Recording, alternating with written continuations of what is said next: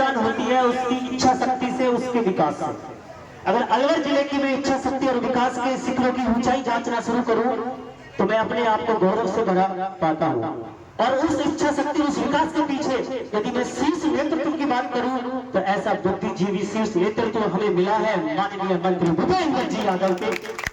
जिन्होंने हम सबको साथ लेकर अलवर के विकास को एक नई परिकल्पना का सपना साकार करने में हम सबकी मदद कर रहे हैं, हम सबको साथ लेने में चल रहे हैं। तो एक बार दोनों हाथ उठाकर जोरदार तालियां दो।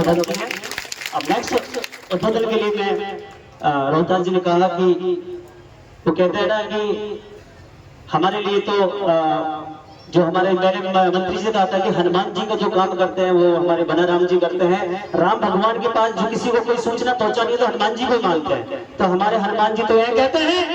संकट मोचन को हनुमान कहते हैं, संकट नहीं आने दे उसे राम कहते हैं, और हम सबके दिलों में बसते हैं उसे बना राम कहते हैं। जो तालियों के बीच स्वागत चाहूंगा मेरे भाई बनाराम जी भी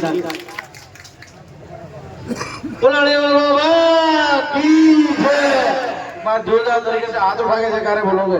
जब भी तड़े बाबा सुने। बोलो कृष्ण कन्हैया लाल की जय, बोलो पूरा सिद्ध बाबा की जय, बोलो जाजी रामपुरा की जय, बोलो गायत्री बाबा की जय, और बालकनाथ जी महाराज की जय। माननीय बालनाथ जी महाराज के चरणों में, अलेवा धाम के चरणों में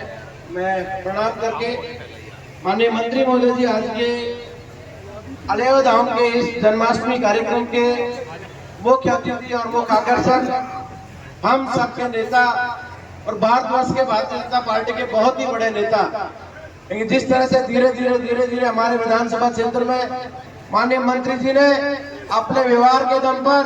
अपने काम से और लगातार आपकी पीड़ाओं को हटाने का जो काम किया है, उससे मुझे बड़ी खुशी हो रही है बात कहकर। भाई ऊपर नीचे मत बैठो प्लीज। मैं आप सबसे इस बात का धन्यवाद देना चाहता हूं। जब मैं कल इस मंच पर आपके बीच में आया तो आपने कहा यार बीजेपी पता नहीं भूपेंद्र यादव जी का दम तगड़ा स्वागत करेंगे, आप भूपेंद्र यादव जी को बुलवा दो। आप सबकी बात पर माननीय मंत्री महोदय जी ने दिल्ली से अपने जितना व्यस्त समय था उसमें से समय निकाल कर आपके बीच में,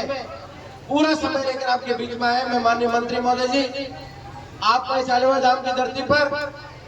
इस अलेवा बाबा के भक्तों के बीच में दिल से स्वागत करता हूं, अभिनंदन करता हूं कि आपने समय निकाला और आप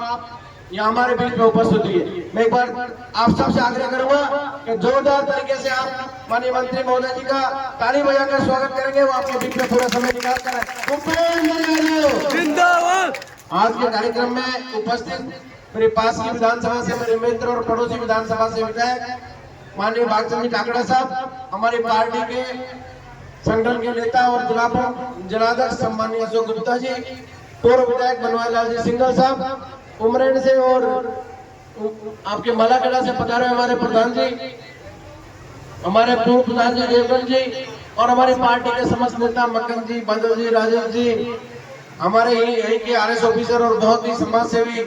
भाई डीसी मीना जी, डीसी बुलेरी, और जो भी नया युवा है खूब मेहनत करता है। साहब का बड़ा दीवाना है, जब से साहब का यहाँ लोकसभा में पदार्पण हुआ है, डीसी मीना भी खूब मेहनत करता है कि मंत्री महोदय जी का परचम लहरा है। मैं माननीय मेरे बड़े भाई की तरह जो हमेशा मुझे राजनीति में और कार्यक्रमों का मार्गदर्शन प्रदान करते हैं, मेरे अग्रज भाई रोहिताज जी, उप जिला प्रमुख। और इस कार्यक्रम में आप सबको जिस तरह से माननीय मंत्री महोदय जी के कामों की बात रखी है, निश्चित रूप से मंत्री महोदय जहाँ भी जाते हैं, सही कहा उन्होंने, कुबेर का खजाना है। राजगढ़ लक्ष्मणगढ़ में जब से सांसद और मंत्री बनकर आए, हमने कोई भी मांग माननीय मंत्री महोदय से रखी है, हमेशा अलेवा बाबा की कृपा से कभी हमें खाली हाथ नहीं आने दिया। ऐसे मंत्री महोदय आज हम सबके बीच में पधारे। जो भी 4-5 मांगे माननीय रोहिताज जी रखी है, मैं भी मंत्री महोदय से यही आग्रह कर रहा हूँ कि जितने भी है अलेवा धाम के भक्तगण आपके सामने बैठे, हमारी बहनें आज व्रत की हुई है, कृष्ण भगवान के 12 बजे तक पानी भी नहीं पिएंगे, और मंत्री जी के दर्शन के लिए, अलेवा धाम के दर्शन के लिए, बालानाथ जी महाराज के दर्शन के लिए यहाँ पर पधारी है। आप सबकी सब इच्छाएं अलेवा धाम और बालानाथ जी महाराज और भूपेंद्र यादव जी, आप सबके नेता, हम सबके आदरणीय, निश्चित रूप से पूरा करके जाएंगे। अलेवा धाम का विकास हो, चाहे बुलेरी का विकास हो, और चाहे राजगढ़ विधानसभा का विकास हो, कभी भी माननीय मंत्री महोदय जी ने विकास के नाम पर किसी तरह की कमी नहीं आने दी। माननीय मंत्री महोदय जी ने हमारी विधानसभा में केंद्रीय विद्यालय खुलवाया है, मेरे गांव परवड़े में 4.5 करोड़ की लागत से